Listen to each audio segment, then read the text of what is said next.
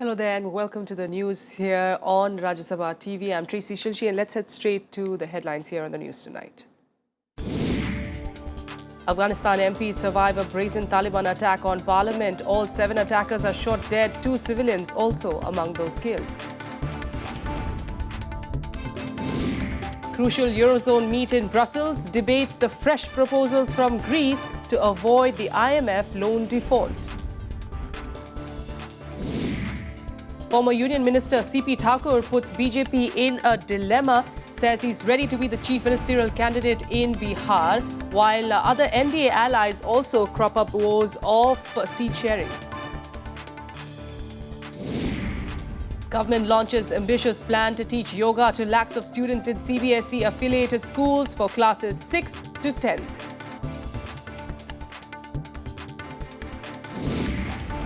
And rain sparked threat of floods in Andhra and Telangana. The Met Department sees the possibility of above normal rains in June.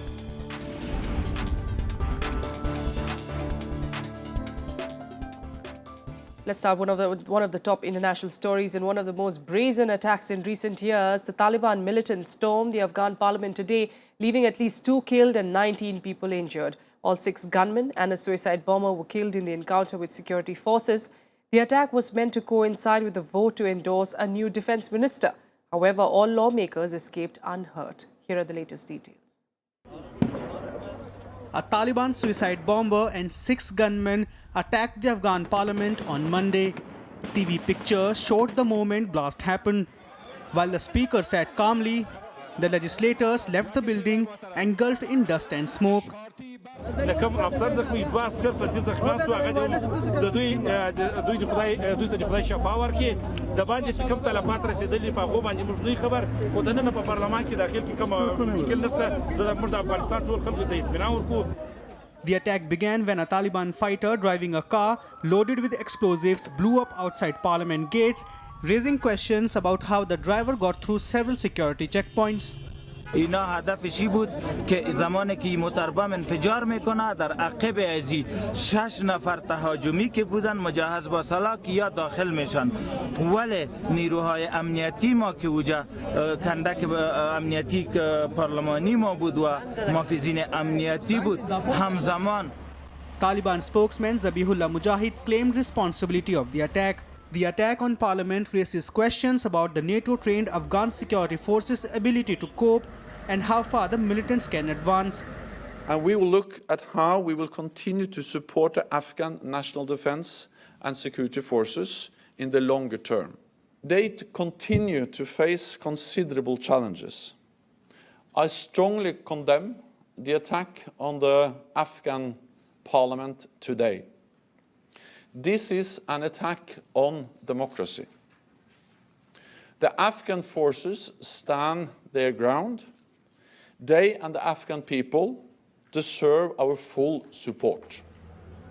India also condemned the attack. Prime Minister Modi termed the attack as a despicable and cowardly act. Violence has spiraled in Afghanistan since the departure of most foreign forces at the end of last year. Taliban fighters have launched several major attacks across the country. The second district to fall to the Taliban was in the northern province of Kunduz. Afghan soldiers are preparing a counter-attack to retake both districts. Bureau Report, Rajya Sabha TV. Meanwhile, Greece has made a fresh proposal to avoid a default on the IMF loan, which shows a willingness to make concessions that would unlock frozen aid to avert bankruptcy. This comes ahead of the crucial Eurozone meet in Brussels later today, which is likely to decide Greece's future in Europe's currency bloc. An 11th-hour concession by Greece to pull out the cash-strapped country from the brink of a default. Following Sunday's marathon cabinet meeting, Greek Prime Minister Alexis Tsipras has expressed his government's willingness to make concessions that would unlock frozen aid to avert a default. Reports suggest that Tsipras discussed the new offer with the leaders of Germany, France and European Commission in a telephonic conversation. He is expected to meet European Commission President Jean-Claude Juncker, the European Central Bank President and IMF chief ahead of the EU meeting. Are we getting there? Are we getting there? Can you sell to your party? Can you sell to the party if you get a deal? I still haven't heard the question. What new proposals the Greens put forward? Well, we haven't assessed them yet, so we'll go in and hear from them. French President Francois Hollande confirmed new offer by Greece, even though EU diplomats say no formal written proposal has arrived so far. Among the measures discussed by the Greek cabinet are new taxes, the elimination of early retirement allowances, and a levy on companies. However, the cabinet is firm on no cuts to pension plans and wages. Pas optimiste, je ne suis pas pessimiste. Je dis que nous sommes dans un moment crucial et que toutes les heures vont compter pour que la discussion puisse trouver sa conclusion pour le Conseil de la zone euro, je l'espère. L'Italia può essere la soluzione insieme agli altri, parte della soluzione. Quindi se la domanda riguardava le eventuali difficoltà. In Greece, thousands gathered outside the parliament on Sunday, urging the government not to back down under pressure from creditors. The Greek PM's new proposals are expected to prevent a default on a €1.6 billion IMF loan. The country must repay the loan by the end of June or risk crashing out of single currency and possibly the EU. Diplomatic talks have been in deadlock for the last 5 months, with the European Commission, the IMF and the European Central Bank unwilling to unlock until Greece agrees to economic reforms. Analysts say that Greece must have to impose capital controls within days if there is no breakthrough in the Eurozone talks in Brussels. Bureau Report, Rajya Sabha TV. Keep an eye out on the meeting there. Meanwhile, let's head back home and worries for the NDA alliance ahead of the crucial Bihar Assembly elections. Differences among allies over CM candidate and seat sharing have emerged. Both the LJP and the RLSP are demanding at least 50 seats each. And while the RLSP has announced its chief, Upendra Kushwaha, as the NDA's CM face, the BJP's CP Thakur has also thrown his hat in the ring. Months before the Bihar Assembly polls, infighting within the NDA alliance over its chief ministerial candidate has already begun. BJP ally RLSP has passed a resolution announcing its chief Upendra Kushwaha as the face of the NDA campaign for the Bihar elections. Kushwaha himself said on Monday that a delay in deciding a CM candidate is harming the alliance and could be detrimental to NDA's prospects. हमारी party में कोई मतभेद जैसी स्थिति नहीं है और न हम टकराव की स्थिति बनाना चाहते हैं। हाँ, भारतीय जनता पार्टी के अंदर टकराव की स्थिति है और उस टकराव की स्थिति से बचने के लिए भी एक रास्ता हो सकता है जिसको हमारी पार्टी ने सुझाने का काम किया है। Other ally LJP has already decided to contest against new NDA entrant Hindustani Awam Morcha led by Jitan Ram Manjhi. Manjhi जी का हम लोग स्वागत करते हैं। उनके आने से हमारे गठबंधन को बहुत मजबूती मिलेगी। हमारी प्रदेश कमेटी की कुछ चिंताएं थीं जिनको सुझाव के तौर पर उन्होंने हमारे प्रमुख गठबंधन दल के साथी भारतीय जनता पार्टी के सामने उन्होंने रखा। कुछ नामों को लेकर हमें चिंताएं थीं कि अगर इस तरीके के लोग जो कि लोजपा को छोड़ के गए हैं, अगर वो पुनः वापस हमारे गठबंधन के तहत चुनाव लड़ते हैं तो कहीं ना कहीं हमारी पार्टी के कैडर्स में, हमारी पार्टी के सपोर्टर्स में एक रिएक्शन आ सकता है, जो सुझाव के तौर पर हम लोगों ने रखे। हकीकत यह है कि अभी सीटों को लेकर कोई चर्चा नहीं हो रही है, मुख्यमंत्री पद को लेकर कोई चर्चा नहीं हो रही है। To make matters worse, former Union Minister CP Thakur said on Monday he was ready to be the chief ministerial candidate in the run-up to the Bihar Assembly elections. His remarks came amid the party's statement that the CM candidate will be from the largest party in the alliance. BJP is leading the NDA alliance in Bihar, and the BJP has already declared that we will go into elections without declaring a chief ministerial nominee. And after the elections, I think the newly elected legislators of the BJP and the parliamentary board will together decide who the chief minister of Bihar from the BJP should be after winning the elections, after the NDA wins elections in Bihar. For the BJP, former Deputy Chief Minister Sushil Modi is seen as a natural choice for the top post, but he faces opposition from a section of upper caste leaders in the state. The BJP is also wary of contesting the election with Prime Minister Narendra Modi as its face. The party feels an adverse result could dent his image further after the Delhi Assembly polls debacle.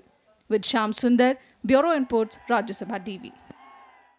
All right, to delve further into this, let's speak to Sanjay Singh, political editor with First Post, joining us this evening here in studio with us.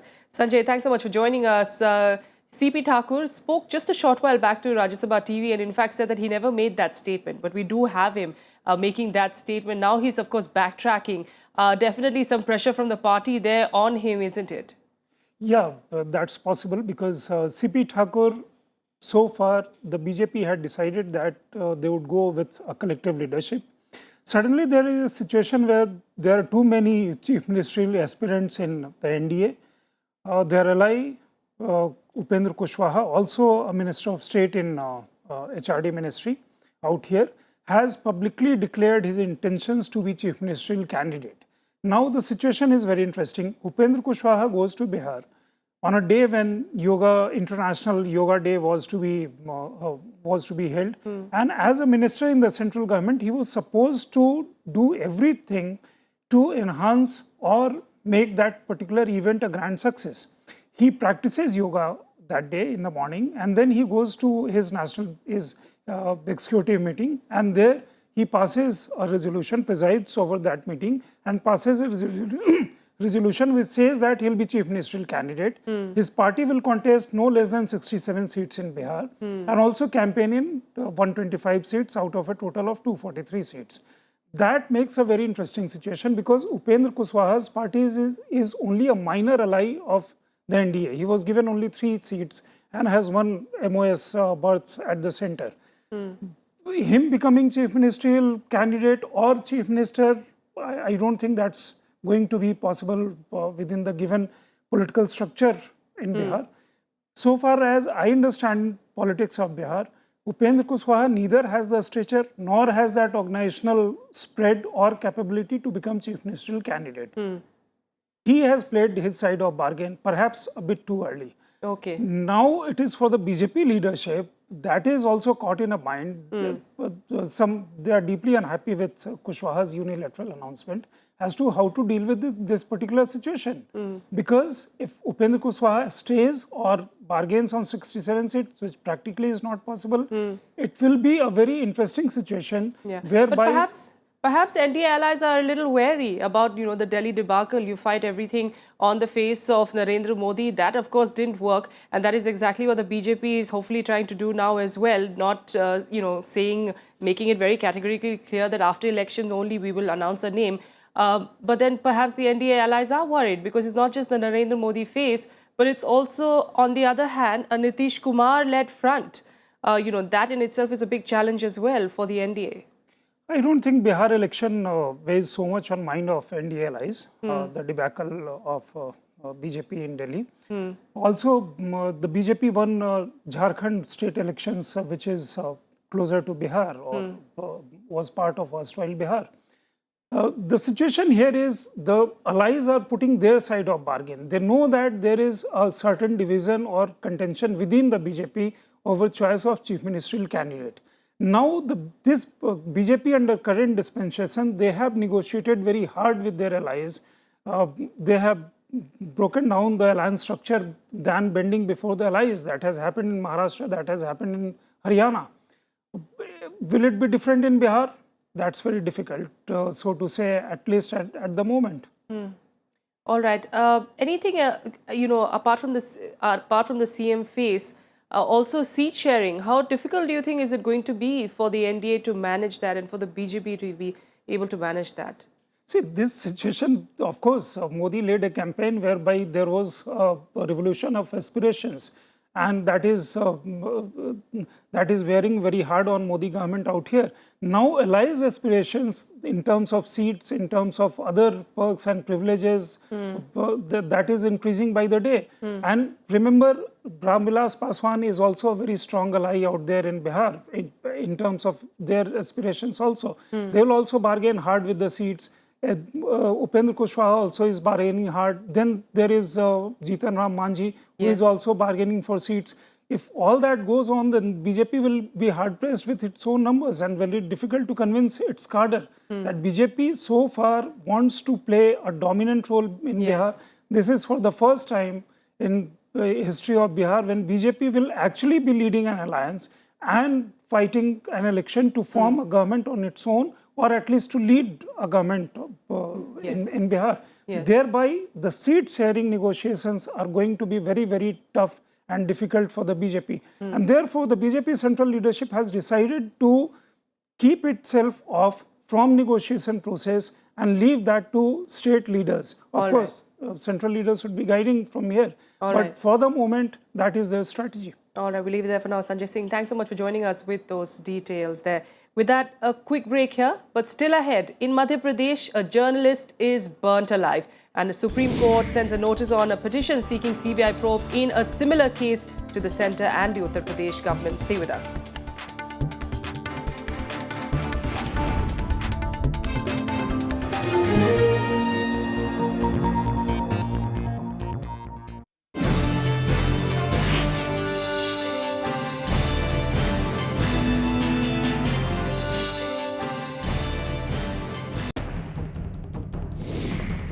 The man whose name spells controversy.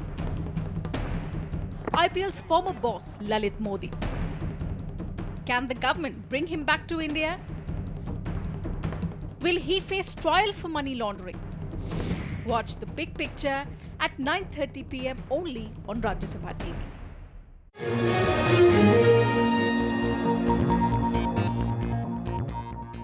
Come back, you're watching the news tonight. Now, a journalist was today burnt alive in Madhya Pradesh, allegedly by people related to the mining mafia.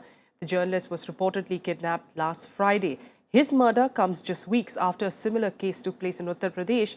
Hearing a petition in that case, the Supreme Court issued notices to the centre and the UP governments on a petition seeking a CBI probe into the murder.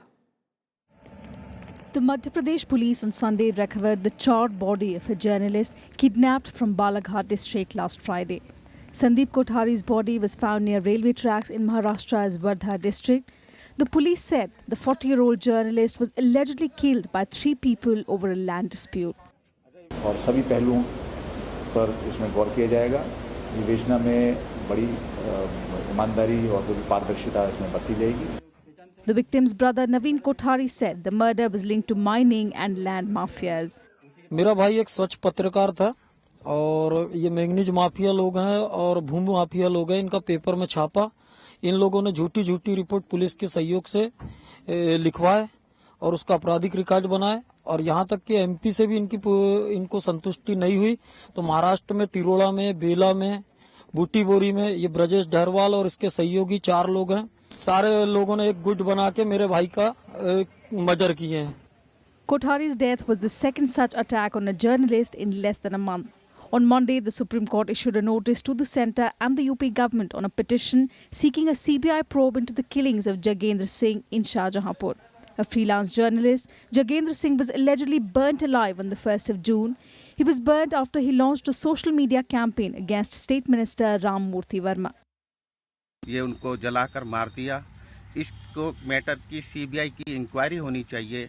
इस बारे में हमने एक ये जन याचिका जो है सुप्रीम कोर्ट में हमने आर्ग्यू करी और सुप्रीम कोर्ट ने सेंट्रल गवर्नमेंट को, स्टेट गवर्नमेंट को और प्रेस काउंसिल ऑफ इंडिया को नोटिस जारी किया है कि 2 हफ्ते के अंदर वो इन पिटीशन का जवाब दे। The Uttar Pradesh government suspended 5 policemen in connection with the case but has made no arrests in the case so far. The petition also sought to frame guidelines for protection of journalists. It said 79 journalists had been killed in the last 2.5 years. Most of them work in district towns and rural areas and are vulnerable to local mafia and politicians who are involved in illegal mining. Bureau Report, Rajya Sabha TV. Now, a day after the world celebrated the International Yoga Day, Education Minister here in India, Smriti Irani, announced that yoga will be introduced as a subject in all government-affiliated central schools from class 6 to class 10.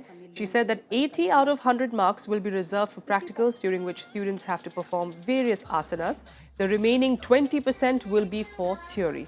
The yoga syllabus module developed by the NCERT for upper primary and secondary classes will be rolled out in over 18,000 CBSE-affiliated schools. Releasing the syllabus and course material, the minister said that the states were free to decide on adopting it in their schools and to link it with the course curriculum. She also announced a national-level school competition on yoga next year with an attractive price of 5 lakh rupees. Bharat सरकार का दायित्व इतना था कि teacher training modules हम बनाएं, syllabus का एक ढांचा हम बनाएं जो हमने बनाया है। इस सिलेबस को राज्य सरकारें अगर चाहें तो एम्यूलेट कर सकती हैं, अगर चाहें तो अडेप्ट कर सकती हैं। ये अधिकार राज्य की सरकारों का रहेगा। Let's see how state governments react to that. Meanwhile, the successful launch of International Yoga Day is being seen as a major diplomatic achievement for India. It has once again established India's credentials as a major soft power. Not just entries in the record books, India is expecting heavy gains from its Yoga Day celebrations in Delhi, especially when it comes to achieving mutual cooperation on global concerns. UN Secretary General Ban Ki-moon himself agrees with this. I commend His Excellency Prime Minister Narendra Modi and the Government of India for taking this initiative. I'm hoping that if yoga promotes physical dexterity, it can also promote diplomatic dexterity. Very well thought through diplomatic move on the part of India to try to use this practice to expand its soft power. Foreign policy experts and diplomats feel that the yoga launch attracted world attention for India. That will go a long way in establishing its credentials in trade and business. One thing is, this will certainly make other countries look up to India. Today's world, even if you want to achieve anything in other fields like commercial or investments and others, people do take a holistic concept of the country. And that is where this kind of projection of India's soft power will be very helpful. The UN passed India's resolution for the International Yoga Day in a record 75 days. It was also the first time in its history that 176 countries co-sponsored a resolution that was backed by 192 countries. Yoga Day is indeed an example of India's ability in soft lobbying for a global cause at the United Nations. International Yoga Day is an achievement of India, and so political dissensions on this issue at the domestic level should be avoided. The need of the hour is how to consolidate this achievement of India. Akhilesh Suman for Raj Sabha Television with camera person Ashwini in Delhi. In other news, the government has proposed income tax benefits for individuals making payment through debit or credit cards. If accepted, the Finance Ministry's proposals would also mean no transaction charges on card payments at petrol pumps and gas agencies and for railway tickets. The proposals also mandate the settling of high-value transactions of more than 1 lakh rupees by electronic means only. The proposals are aimed at building a transactions history of an individual to enable improved credit access and financial inclusion, reduce tax avoidance and check counterfeiting of currency. On to the weather now, and after a late start, monsoon picked up pace across southern parts of the country. Rains continue to lash Andhra Pradesh and Telangana for the third day in a row, raising fears now of a flood. Pune and western Maharashtra are also receiving intermittent rains, throwing life out of gear.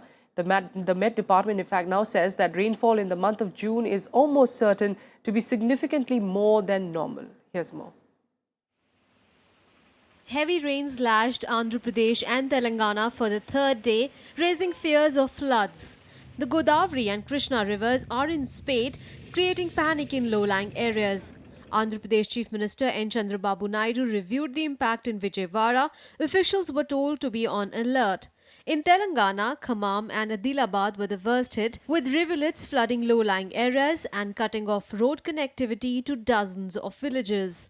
The monsoon activity last 3 days in coastal Andhra Pradesh and Telangana has been very active and vigorous.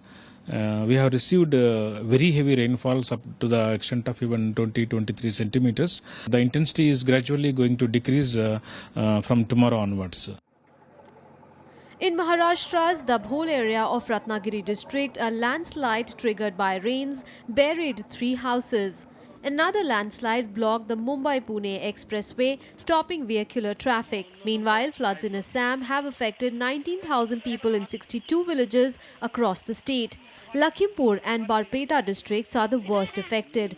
Over 16,000 hectares of crop areas are underwater. 3 relief camps have been put up in Tinsukia, where close to 200 people took shelter.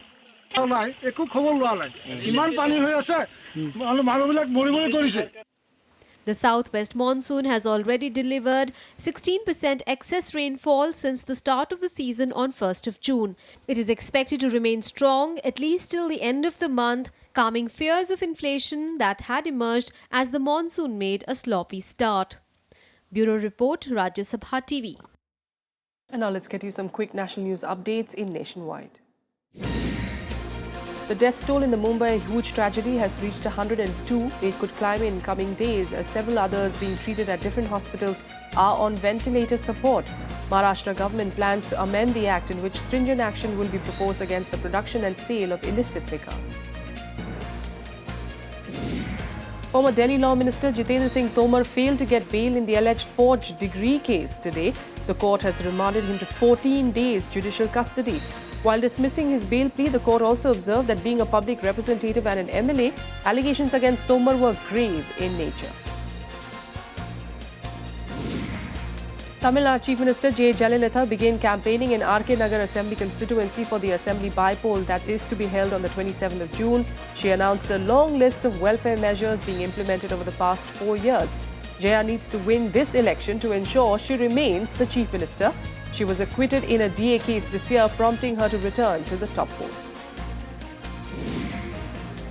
A new path for Indian pilgrims to the Kailash Mansarovar site has been officially opened by China. 50 pilgrims started their 12-day journey through the newly opened Nathula Pass. The launch ceremony was held at Nathula Pass in Tibet's Drommo County, with officials from both India and China present. The new route is, in addition to the existing Lipulekh Pass, the only route that was badly damaged in the floods in Uttarakhand in 2013. And now to the big cricket debate. India's ODI captain Mahendra Singh Dhoni has offered to step down from captaincy a day after the team's shock defeat in the ODI series against Bangladesh. Dhoni said that he is ready to contribute as a player if it guaranteed success for Indian cricket. However, several former players feel the board should not make any such move. That's the symbol that brings Bangladesh. It seems Indian captain MS Dhoni has taken the blame of the team's first bilateral series loss to Bangladesh on Sunday on himself. Reacting to the shock defeat, Dhoni said he's ready to step down as the ODI captain and contribute only as a player if it guaranteed success for Indian cricket.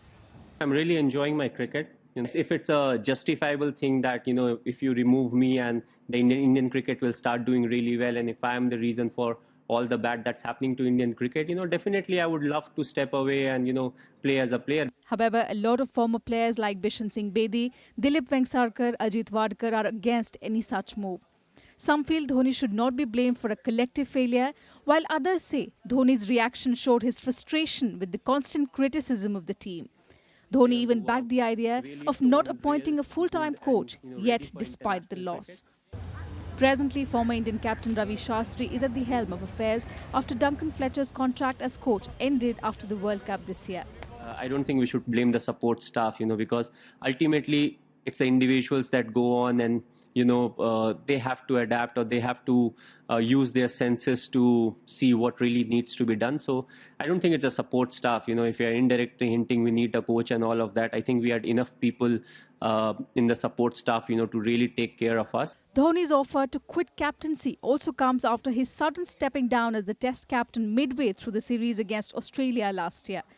Virat Kohli was later promoted as the Test captain. While there has been no official reaction from the BCCI yet on Dhoni's offer, it remains to be seen if the team undergoes any major changes in the rest of the series against Bangladesh. Bureau Report, Rajya Sabha TV. And that's all we have for you on the news tonight from the entire team here. Good night.